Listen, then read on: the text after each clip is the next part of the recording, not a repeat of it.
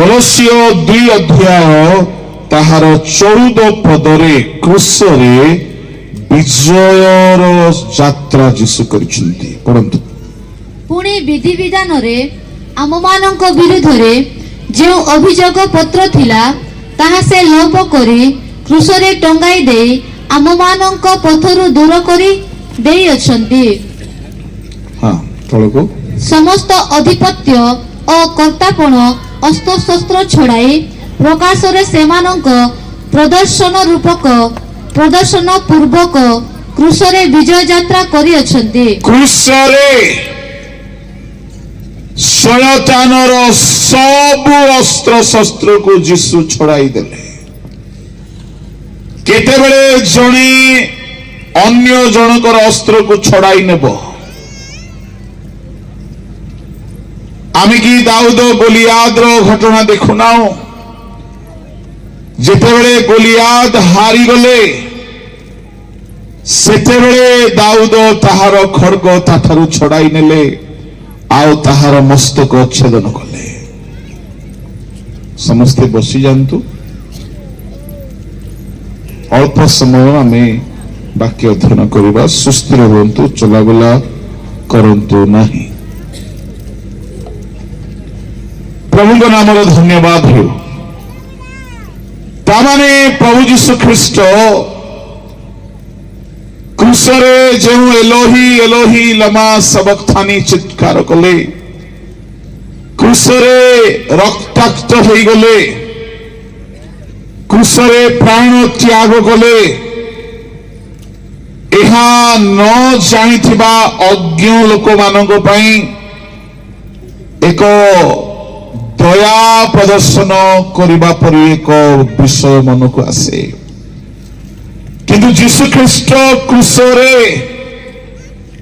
ସେ ହାରିଗଲା ପରି ଦେଖାଗଲେ, କିନ୍ତୁ ଶୟତାନ ଭଲରେ ଜାଣିଛି ଯୀଶୁ ଖ୍ରୀଷ୍ଟ କ୍ରୁଶରେ ତାହାର ମସ୍ତକକୁ ଚୂର୍ଣ୍ଣ କରିଦେଲେ। ଆଦି ପୁସ୍ତକ 3:15 ପଦକୁ ପଢନ୍ତୁ। ଆଉ ଆମ୍ଭେ ତୁମର ଓ ନାରୀର ମଧ୍ୟରେ ପୁଣି ତୁମ ବଂଶ ଓ ତାଙ୍କ ବଂଶ ମଧ୍ୟରେ ଭୈରଭାବ ଜନ୍ମାଇବା। ସେ ତୁମର ମସ୍ତକକୁ ଆଘାତ କରିବେ ଓ ତୁମେ ତାହାଙ୍କ ଗଇଠିକି ଆଘାତ କରିବ। ପ୍ରଭୁ ଯୀଶୁ ଖ୍ରୀଷ୍ଟ ଶୟତାନର ମସ୍ତକକୁ ଚୂର୍ଣ୍ଣ କରିବେ ବୋଲି ଭାବବାଣୀ ଆଦି 3:15 ଲେଖା ଥିଲା।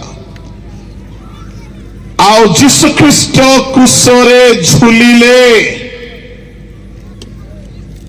ଆଉ ସେ କ୍ରୁଶରେ ଝୁଲୁଥିବା ଅବସ୍ଥାରେ ଶୁଣନ୍ତୁ, ଯେ ପର୍ଯ୍ୟନ୍ତ ରକ୍ତ ଝରି ନାହିଁ ଶୟତାନର ଶକ୍ତି ନଷ୍ଟ ହେଇନଥିଲା। ଯେତେବେଳେ ରକ୍ତ ଝରିବାକୁ ଲାଗିଲା, ଯେହେତୁ ସେ ରକ୍ତରେ ଶକ୍ତି ଥିଲା, କ୍ରୁଶର କଥା ବିନା ଯୀଶୁଙ୍କ ରକ୍ତରେ କ୍ରୁଶର କଥା ମୂଲ୍ୟହୀନ ଅଟେ। ଏଣୁ ପ୍ରଭୁଙ୍କ ଲୋକମାନେ କ୍ରୁଶର ଯେଉଁ ରକ୍ତ, ତାହା ଆମ ପରି ରକ୍ତ ନଥିଲା। କାହିଁକି? ଆମର ରକ୍ତ ହେବଲଙ୍କ ରକ୍ତ, ଆଦମଙ୍କ ରକ୍ତ। ଆମର ରକ୍ତରେ କ୍ରୋଧ, ଦୋଷ, ଅଭିଳାଷ, ପାପ, ମନ୍ଦତା, କାମୁକତା, ସମସ୍ତ ଦୂଷିତ ବିଷୟ ରହିଅଛି। କିନ୍ତୁ ଈଶ୍ୱରଙ୍କ ପୁତ୍ରଙ୍କ ରକ୍ତ, ସେଠାରେ ତିଳେ ମାତ୍ର ପାପର ଲେଶ ନାହିଁ। ତାହା ପବିତ୍ର ରକ୍ତ, ତାହା ଈଶ୍ୱରଙ୍କ ରକ୍ତ। ସେହି ରକ୍ତ ଶୟତାନ ଚାହୁଁନଥିଲା କି ତାହା ସେ କ୍ରୁଶରେ ଝରାନ୍ତୁ, ସେ କ୍ରୁଶରେ ନ ଚଢନ୍ତୁ। ଏଣୁକରି ପିତରଙ୍କ ମୁଖ ଦେଇ ମାଥିଉ 16 ଅଧ୍ୟାୟରେ ସେ କହିଲା କି ହେ ପ୍ରଭୁ, ଆପଣ ଏପରି କଷ୍ଟ ଭୋଗ ନ କରନ୍ତୁ। ତାହାର 21-22 ଯଦି ଆପଣ ପଢିବା ଦରକାର ନାହିଁ। ଈଶ୍ୱର ଆପଣଙ୍କୁ ଦୟା କରନ୍ତୁ, ଆପଣ ଏହି ପ୍ରକାରର କ୍ଲେଶ ଭୋଗ ନ କରନ୍ତୁ ବୋଲି ପିତର କହୁଛି। ଯୀଶୁ ବୁଲି ପଡ଼ି କହିଲେ, ଦୂର ଶୈତାନ। ତାମାନେ ଶୈତାନ ଚାହୁଁନଥିଲା ଯୀଶୁ କ୍ରୁଶରେ ରକ୍ତ ଝରାନ୍ତୁ, କାହିଁକି ସେ ରକ୍ତରେ ଶକ୍ତି ଥିଲା। ଆଉ ଯେତେବେଳେ କଣ୍ଟାର ମାଡ଼ ବାଜିଲା, ଗୋଟିଏ ପ୍ରହାର ହୁଅନ୍ତେ ଶୟତାନର ମସ୍ତକ ଚୂର୍ଣ୍ଣ ହେବାକୁ ଲାଗିଲା। ଆଉ ଗୋଟିଏ ଗୋଟିଏ ଟୋପା ଟୋପା ଟୋପା ରକ୍ତ ଝରନ୍ତେ ଶୟତାନ କ୍ରମାନୁସାରେ ପରାଜିତ ହୋଇ ଦୁର୍ବଳ ହୋଇ ତାର ମସ୍ତକ ଚୂର୍ଣ୍ଣ ହେଇଗଲା। ଯୀଶୁ ଖ୍ରୀଷ୍ଟ କ୍ରୁଶରେ ଶୟତାନକୁ ପରାଜୟ କଲେ, ଆଉ ତାର ସବୁ ଅସ୍ତ୍ର ଶସ୍ତ୍ର ଛଡାଇ ଦେଇ ସେ କ୍ରୁଶରେ ବିଜୟ ଯାତ୍ରା କଲେ। Hallelujah, hallelujah. ତାମାନେ କ୍ରୁଶର କଥା ହେଉଛି ଶୟତାନକୁ ପରାଜୟ କରିକି ମାନବ ଜାତି ନିମନ୍ତେ ବିଜୟର ଯାତ୍ରା ଆରମ୍ଭ କରିବାର କଥା। ଏହା କ୍ରୁଶ ବିନା ହେଇପାରିନଥାନ୍ତା। ଏଣୁକରି ପରମେଶ୍ୱରଙ୍କ ପୁତ୍ର ଆସିକି କ୍ରୁଶରେ ବଳି ହେଲେ, ରକ୍ତ ଝରାଇଲେ, ଆଉ ସେ ରକ୍ତର ଶକ୍ତିରେ ଶୟତାନ ପରାଜିତ ହେଲା। ଏଣୁ ଆଜି ମଧ୍ୟ ଶୟତାନ ଭୟ କରେ ସେ ରକ୍ତକୁ, ଶୟତାନ ଭୟ କରେ ସେ ନାମକୁ। ଯେହେତୁ ଈଶ୍ୱରଙ୍କ ଲୋକମାନେ କ୍ରୁଶରେ ବହାଇବା ରକ୍ତ ହିଁ ତାର ମସ୍ତକକୁ ଚୂର୍ଣ୍ଣ କରିଦେଇଛି। ଏଣୁ ପାଉଲ କହିଲେ ସେହି କ୍ରୁଶର କଥା, ଯେଉଁ କଥାରେ ଶକ୍ତି ଅଛି। କି ଶକ୍ତି? ଯୀଶୁଙ୍କ ରକ୍ତର ଶକ୍ତି। ଯେଉଁ ରକ୍ତ ଶୟତାନର ମସ୍ତକ ଚୂର୍ଣ୍ଣ କରିଦେଲା, ତାର ସବୁ ଅସ୍ତ୍ର ଶସ୍ତ୍ର ଛଡାଇ ଦେଇ ପରମେଶ୍ୱର ବିଜୟ ଯାତ୍ରା ଆରମ୍ଭ କଲେ। ତାମାନେ କ୍ରୁଶ ନିକଟକୁ ଆସିକି ସେ ରକ୍ତକୁ ଯେଉଁମାନେ ନିଜସ୍ୱ କରନ୍ତି, ସେମାନେ ଆଜି ମଧ୍ୟ ଶୈତାନ ଉପରେ ବିଜୟ ପ୍ରାପ୍ତ ହୁଅନ୍ତି। ହାଲେଲୁୟା, ପ୍ରେଜ୍ ଦ ଲର୍ଡ। କ୍ରୁଶର ରକ୍ତରେ ଆମମାନଙ୍କୁ ଶୈତାନ ଉପରେ ଜୟ ଅଛି। ଏଣୁ ପ୍ରକାଶିତ 12:11 ପଦ ଟିକେ ପଢନ୍ତୁ ଜଲ୍ଦି।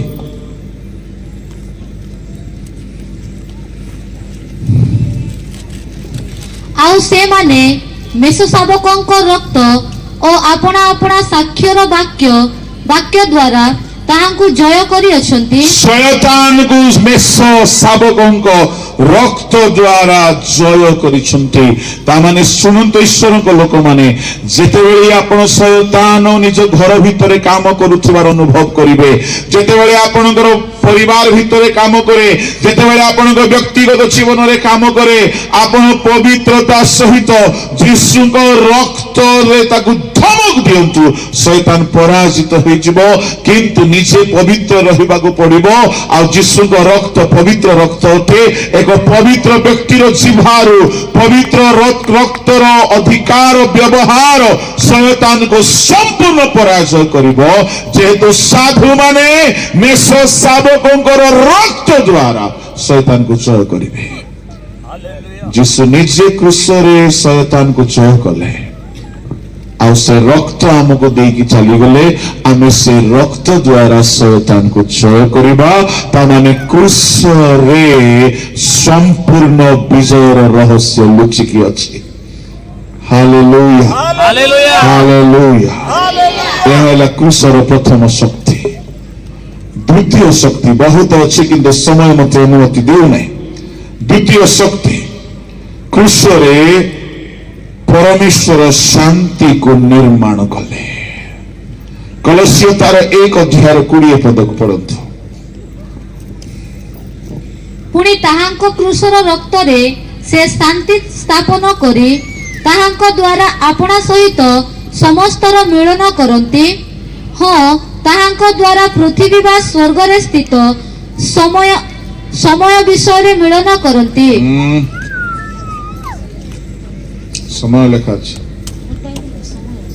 ଆଉ ଥରେ ପଢ ଠିକ ରେ। ପୁଣି ତାହାଙ୍କ କ୍ରୁଶର ରକ୍ତରେ ସେ ଶାନ୍ତି ସ୍ଥାପନ କରି ତାହାଙ୍କ ଦ୍ୱାରା ଆପଣା ସହିତ ସମସ୍ତର ମିଳନ କରନ୍ତି। ହଁ, ତାହାଙ୍କ ଦ୍ୱାରା ପୃଥିବୀ ଓ ସ୍ୱର୍ଗରେ ସ୍ଥିତ ସମସ୍ତ ବିଷୟର ମିଳନ କରନ୍ତି। ହାଲେଲୁୟା, जोरे कहबा हालेलुया। बोलो यीशु प्रभु की, प्रेज द लॉर्ड। କୃଷର ଦ୍ୱିତୀୟ ମିରାକଲ, କୃଷର ଦ୍ୱିତୀୟ ଆଶୀର୍ବାଦ, କୃଷର ରକ୍ତରେ ସେ ଶାନ୍ତିକୁ ନିର୍ମାଣ କଲେ। ଓଡ଼ିଆ ବାଇବଲରେ ଶାନ୍ତିକୁ ସ୍ଥାପନ କଲେ ଲେଖା ଅଛି, ତାହା ଭୁଲ ତର୍ଜମା ଅଟେ। ଯଦି ଆପଣ କିଙ୍ଗ ଜେମ୍ସ ଭର୍ସନ କୁ ଦେଖିବେ, having made peace through the blood of his cross, he made peace। ତା ମାନେ ଯୀଶୁ ଖ୍ରୀଷ୍ଟ ଆପଣାର ଗୋଟିଏ ଗୋଟିଏ ବିନ୍ଦୁ ବିନ୍ଦୁ ରକ୍ତ ଝରାଇବା ଦ୍ୱାରା ଦୁନିଆରେ ଶାନ୍ତିକୁ ତିଆରି କଲେ। ଆମେ ଅନେକ ସାମଗ୍ରୀ କିଣିଲା ବେଳେ ଦେଖୁ made in India, made in Japan, made in China. ଶୁଣନ୍ତୁ, ଦୁନିଆରେ ଯେତେ ଦେଶ ଯାହା ବି ତିଆରି କରେ ସବୁ କ୍ଷୟ ପାଇବ, କିନ୍ତୁ ଶାନ୍ତି ତିଆରି କରିବା ପାଇଁ କୌଣସି ଦେଶର ଶକ୍ତି ନାହିଁ। କିନ୍ତୁ ଗୋଟିଏ ଜାଗାରେ ପରମେଶ୍ୱର ଆପଣାର ରକ୍ତ ଝରାଇଲେ, ଆଉ ଯେତେବେଳେ ସେ ରକ୍ତ ଝରିବାକୁ ଲାଗିଲା, ସେ ପୃଥିବୀରେ ଶାନ୍ତି ତିଆରି କଲେ ପ୍ରଭୁଙ୍କ ଲୋକମାନେ। ତାମାନେ କୃଷର ରକ୍ତ ଯେଉଁ ସ୍ଥାନରେ କାମ କରିବାକୁ ଲାଗେ, ସକଳ ଅଶାନ୍ତି ଦୂର ହେବାକୁ ଲାଗିବ, ଆଉ ଶାନ୍ତି ସ୍ଥାପନ ହେବାକୁ ଲାଗିବ। କୃଷର ରକ୍ତ ଶାନ୍ତିର ସ୍ରୋତ ଅଟେ। ସେ ରକ୍ତରେ ଥିବା ଶାନ୍ତି ଏହିପରି ଶାନ୍ତି ଯେ ଅଶାନ୍ତିର କର୍ତ୍ତାକୁ ତାହା ଦଳି ପକାଏ। ଅଶାନ୍ତିର କର୍ତ୍ତା କିଏ? ରୋମିଓ 16:19-20 ପଦ ଟିକେ ପଢନ୍ତୁ।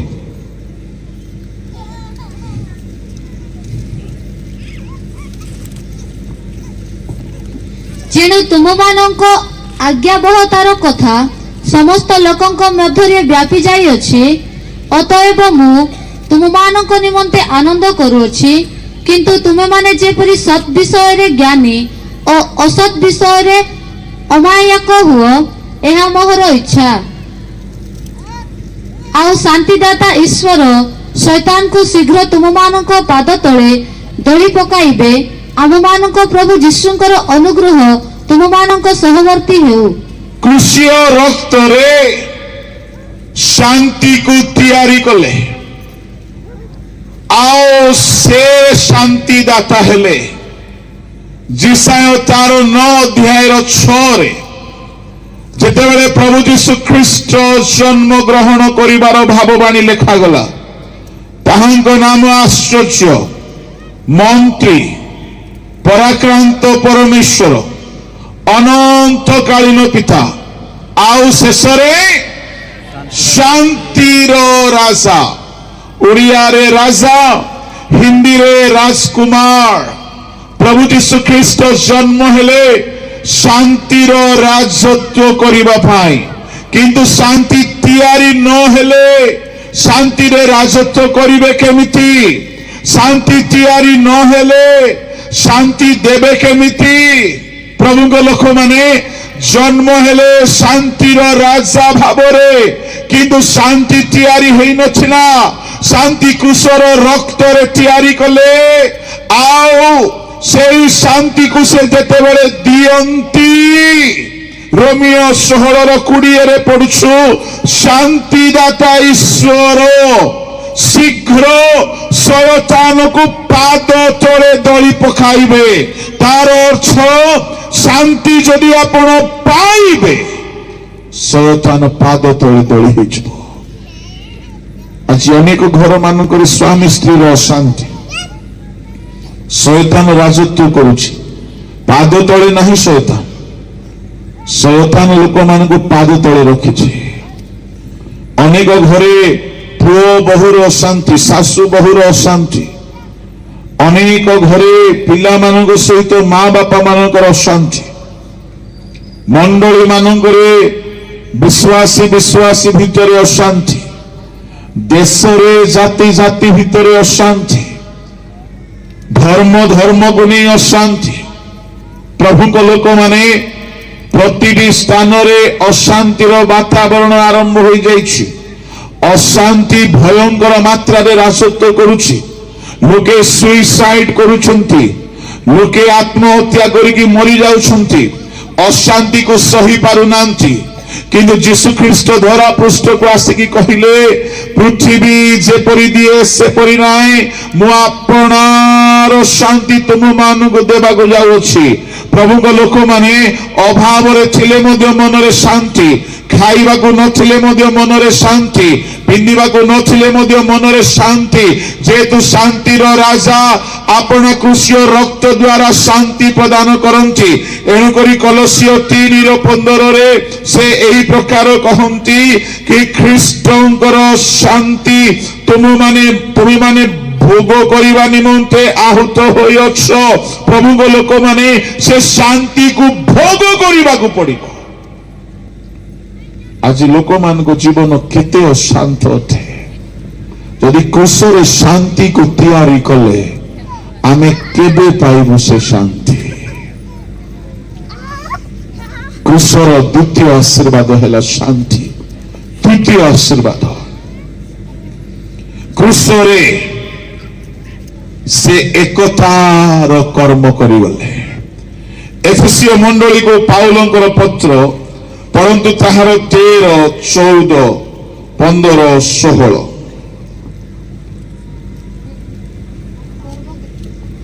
ଦୁଇ ଅଧ୍ୟାୟ 13, 14, 15, 16।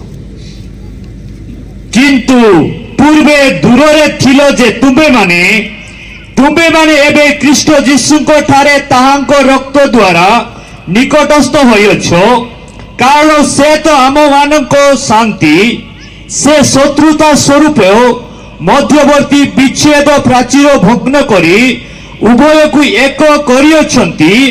ପୁଣି ବିଧି ବିଧାନ ଯୁକ୍ତ ଆଜ୍ଞାମୂଳକ ବ୍ୟବସ୍ଥାକୁ ଆପଣା ଶରୀରରେ ରହିତ କରିଅଛନ୍ତି, ଯେପରି ସେ ଶାନ୍ତି ସ୍ଥାପନ କରି ଉଭୟକୁ ଆପଣାଠାରେ ଜଣେ ନୂଆ ଲୋକ ସ୍ୱରୂପେ ସୃଷ୍ଟି କରନ୍ତି।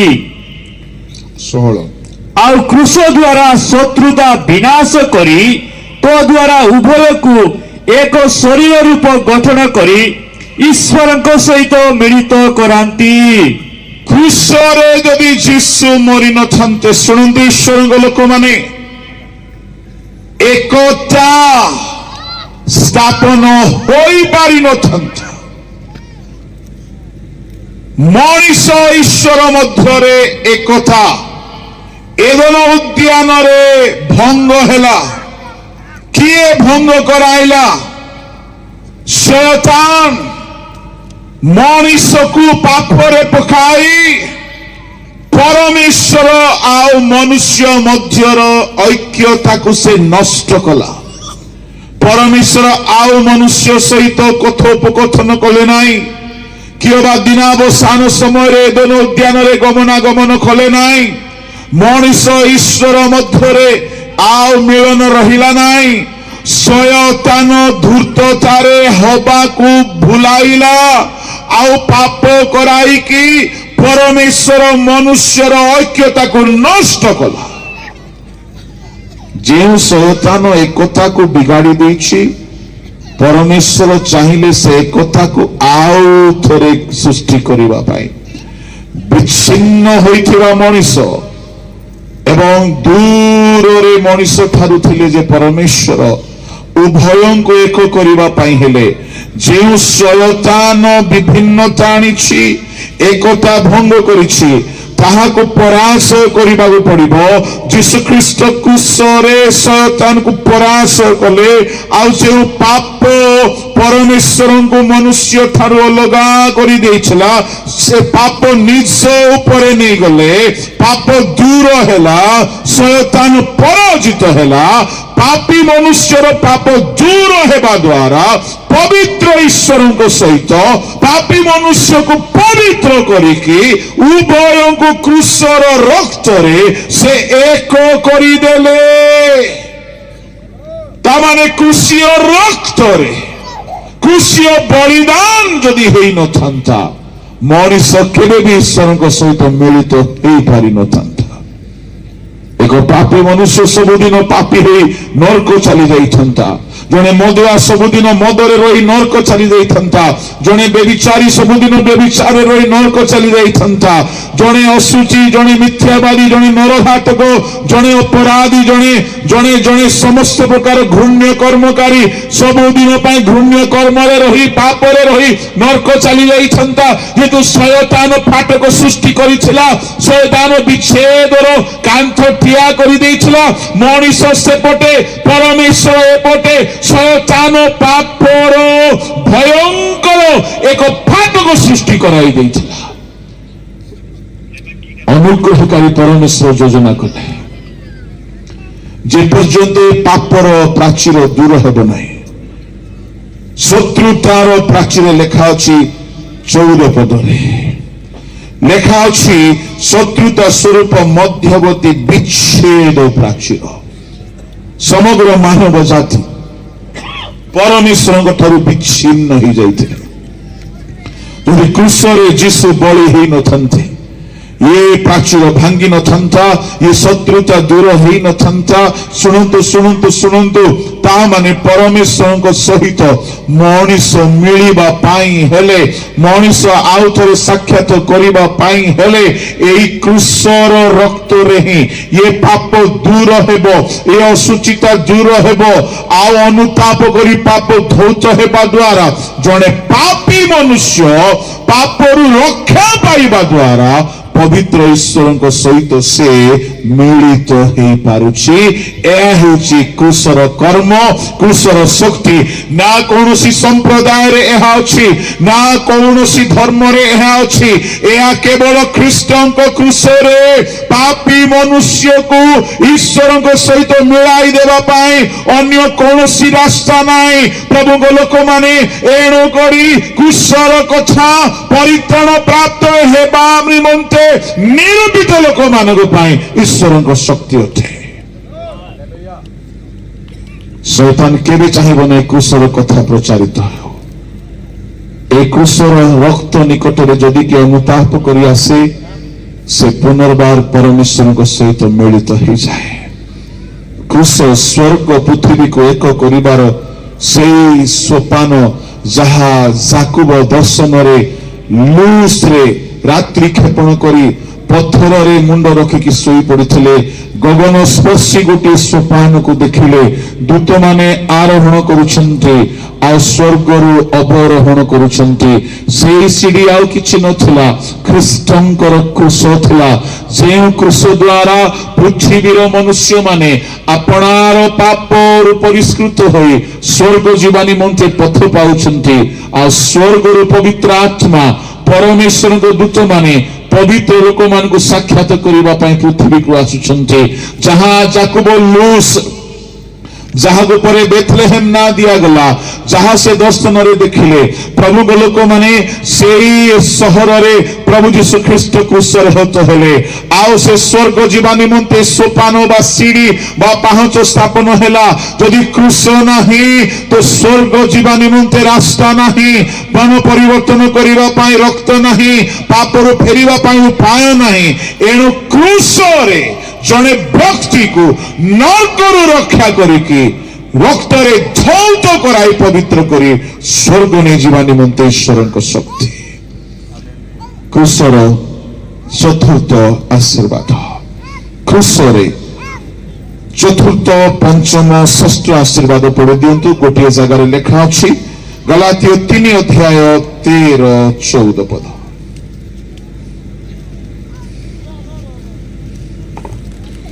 जीशु ख्रीष्टंक हेतु अब्राहम आशीर्वाद जेपरी विजाति मानक प्रति वर्ते, पुणी आमे माने जेपरी विश्वास हेतु प्रतिज्ञात आत्मा प्राप्त हेउ। एथिपाई ख्रीष्ट आम मानक निमंते अभिशप्त होई व्यवस्थार अभिशापरु आम मानक मूल्य दे मुक्त कले। कारण लेखा अछि जे केही खुंटरे टंगा जाए से अभिशप्त। तीन गोटे आशीर्वाद यीशु ख्रीष्टंक क्रूस द्वारा आमे प्राप्त हेउ एठारे लेखा अछि।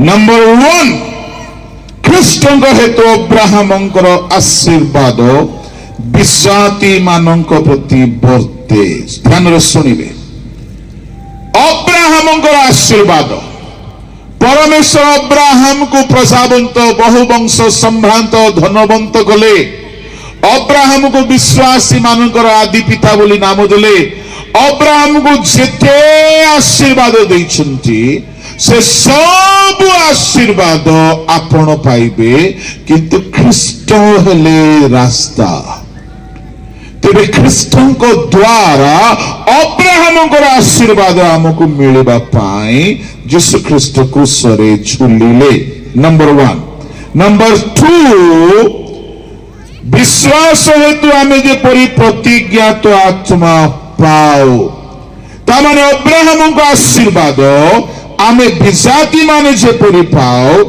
विश्वास हेतु प्रतिज्ञा तो आत्मा पाओ नंबर 2 एथिपाई 14 पद आरंभ होची एथिपाई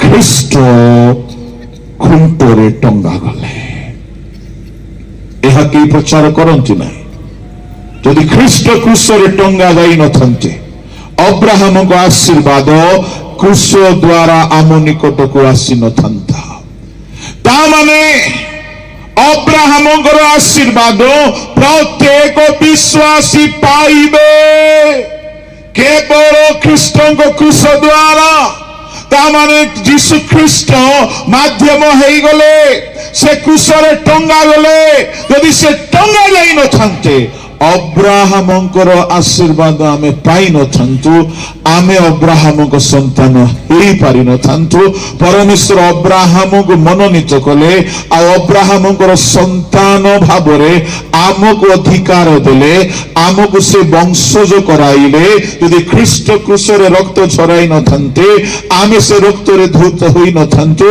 अब्राहम को वंश सहित आमर संपर्क स्थापन होई नथांता ता माने अब्राहम को विश्वासी मानकर पिता बोली धार्मिक बोली नाम देले से धार्मिकता आमे पाई नथांतो जदि ख्रीष्ट क्रूसरे होत होई नथांते ता माने अब्राहम को जेते आशीर्वाद देले धार्मिक बोली गणना कले बंधु बोली गणना कले संभ्रांत कले अब्राहम को परमेश्वर धार्मिकतार परिपूर्ण कले से सकल आशीर्वाद ख्रीष्टों को क्रूस द्वारा आमान को मध्य प्रवाहित हुए तामाने क्रूस नहीं तो अब्राहम को आशीर्वाद नहीं चतुर्थ है पंचम केवल अब्राहम को आशीर्वाद पाई क्रूस नथिला प्रतिज्ञा तो आत्मा पाइबा निमंते क्रूसरे से झुलिले षष्ठ कथा अभिशापर मूल्य देकी मुक्त करिबा पाई से क्रूसरे झुला गले एहा को वर्णना करिबा पाई बहुत समय आवश्यक अभिशाप गोटे छोट उदाहरण मैं आपको देवी प्रभु दास अगस्टिन सेवा कुमार बिहार डेहरी अनशन रही सेवा करुछंती किछि जारोज पिला माननकु आवर्जनारू उठेकी आनिकी घरे पोसिकी मनुष्य करिछंती जारोज जहार मां नहीं कि बापा नहीं अलिया गदारे पिला माने जन्म हेबा समय फोपड़ा जाइथिले तांको आनिकी घरे रखिकी पोसिकी मनुष्य करिकी खाद्य देई निज पुओ झियो मानको परि पशु पशु पिला माने जेतेबेले बड़ हेई गले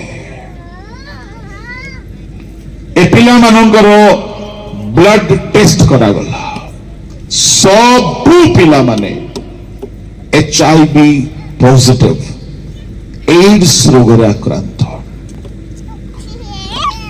प्रभु दास सेवा कुमार से मान को शिक्षा देले तुम मां बापा मान को तुम्हें जान ना से माने बेश्या माने किंतु तुमको कुकुर खाई दे था साप कामुड़ी दे था तुम्हें मरी जाई था गोटे पिलार तो हाथ कुकुर खाई दे से बंची ताको उठे आनिकी मनुष्य कले तुम्हें मरी जाए था किंतु तुमको कहीं प्रभु बंचाइले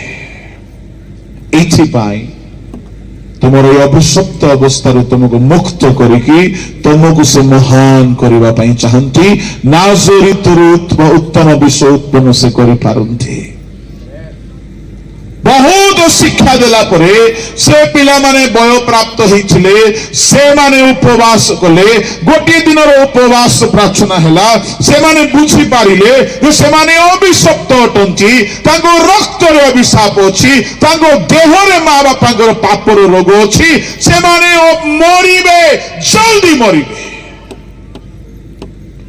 किंतु प्रभु को दास से मान को उत्साहित करी कहिले यदि मरिबार था तुम अलिया गदारे मरी जाइथंत यदि प्रभु तुमको बंचाइले प्रभुଙ୍କର महत् कर्म हेबाकु जाउछि विश्वास करो से माने उपवास करी कांदिले गोटे दिन सकाळरु संध्या जाए उपवास रे अछंती कांदुछंती प्रार्थना करूछंती अल्प समय बीती गला कांदू कांदू कांदू कांदू हठात परमेश्वरकर आत्मा से मानको पर अधिष्ठान कला समस्त पवित्र आत्मा पाई गले समस्त पवित्र आत्मा रे पूर्ण हो गले आउ समस्त परभाषा कहबाकू लागिले आउ समस्त नुआ बल शक्ति पाई गले आर दिन जाइकी ब्लड टेस्ट कला बेले को आश्चर्य कथा आपन को विश्वास लागिबो नहीं किंतु एहा निराट सत्य अते आपन तांको पचारि पारंती से मानकर समस्तंकर रक्तर अभिशाप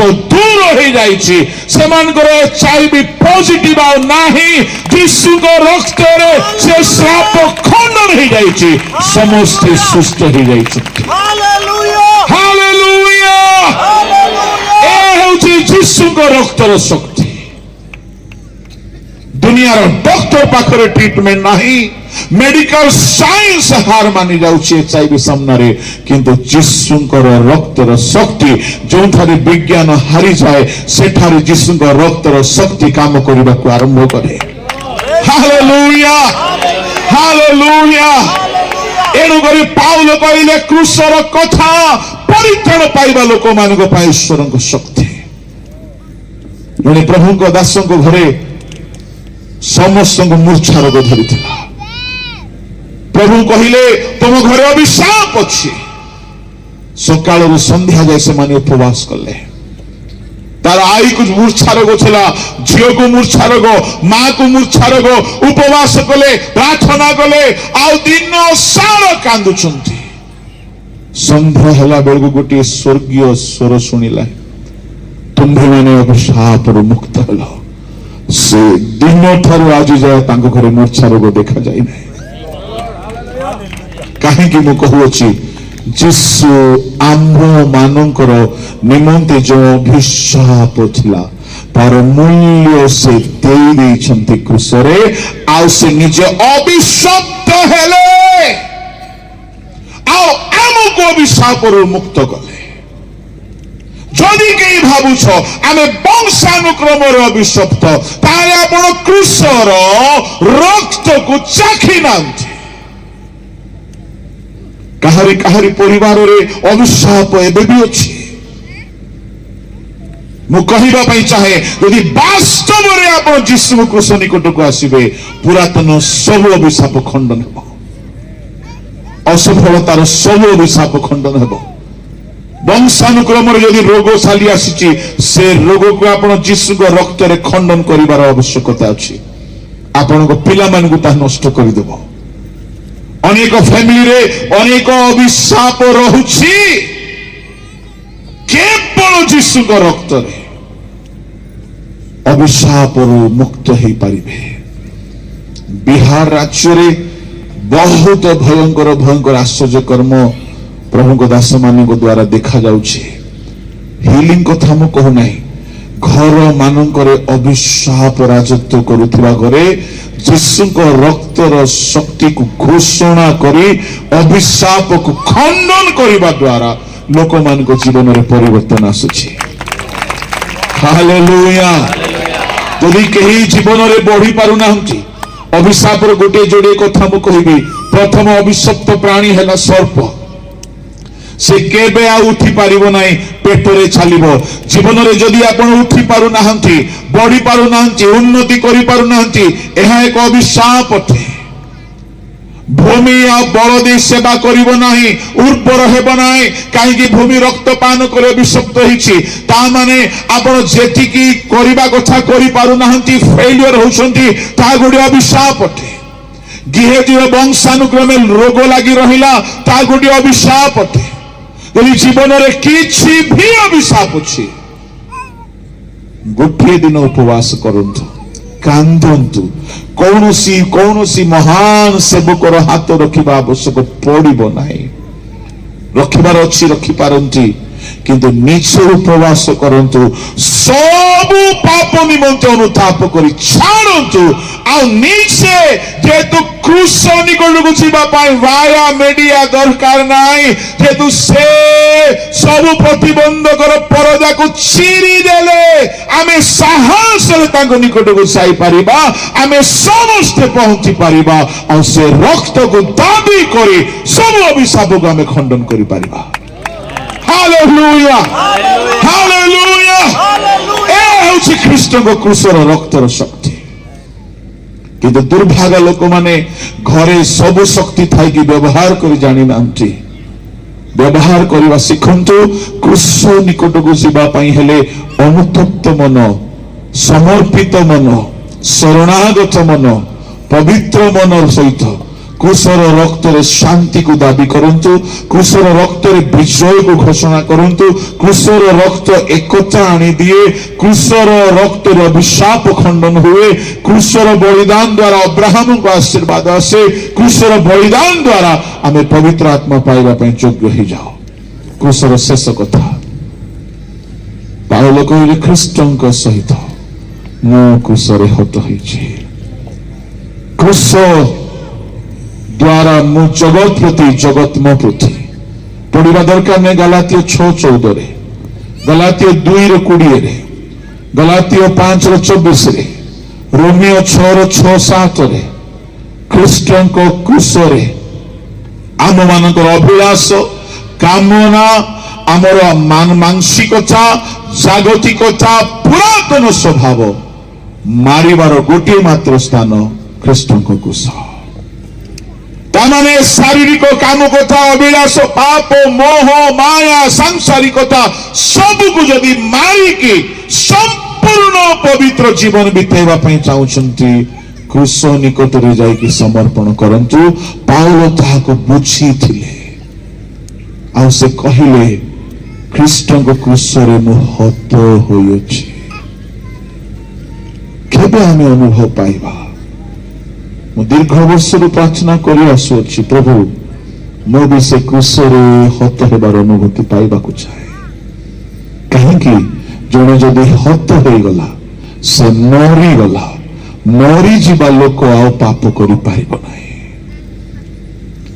जेहेतु मृत्यु हो जीवो से संसार प्रति, तामाने पाप प्रति मृत्यु हेबार आशीर्वाद ख्रीष्टଙ୍କ क्रूस छड़ा नाही। पवित्रतार स्रोत होची क्रूस, शांतिर स्रोत होची क्रूस, विजयर यात्रा आरंभ होची क्रूसरे, अभिशाप खंडन हुए क्रूसरे, शैतान मस्तक चूर्ण हुए क्रूसरे, रक्त झराई से रक्त रे पाप धोई ही जाए क्रूसीय रक्त रे। एते सब आशीर्वाद थाई कि जदि आमे से क्रूसर निकट को जाऊ ना, प्रार्थना करी ताहा पाऊ ना हो, ताहले आम ठारो बड़ फटा कपालिया कही नांती। आमे केवल नाम रे ख्रिस्टियान न हो, क्रूस को धरिकी चालू, क्रूस को अनुभव करू, क्रूस को व्यवहार करू। यदि ताहा नहीं, ताहले आमे मध्य सेमानको मध्य स्थान पाइबु, विनाश प्राप्त हेबा लोक क्रूसर कथा को जानी नांती। बड़ दुखर कथा, आम समुदाय संप्रदाय मध्य क्रूसर निकटवर्ती हे समय बिताइबा पई लोक मानक पाखरे समय नाही। ए रात्रि 5 मिनिट आपनक सहित प्रार्थना रे समय बिताइबा को चाहे। जदि के अनुभव करुछंती ଆପଣଙ୍କ ଜୀବନରେ ଅଭିଶାପ କାର୍ଯ୍ୟ କରୁଛି, ଅନୁଭବ କରୁଛନ୍ତି ଘରେ ଅଭିଶାପ ଅଛି, ଯଦି ଅନୁଭବ କରୁଛନ୍ତି ଘରେ ଅଶାନ୍ତି ଅଛି, ଶୟତାନ ରାଜତ୍ୱ କରୁଛି, କେବଳ କ୍ରୁଶୀୟ ରକ୍ତରେ ଏ ସବୁର ସମାଧାନ ହେଇପାରିବ। ଆସନ୍ତୁ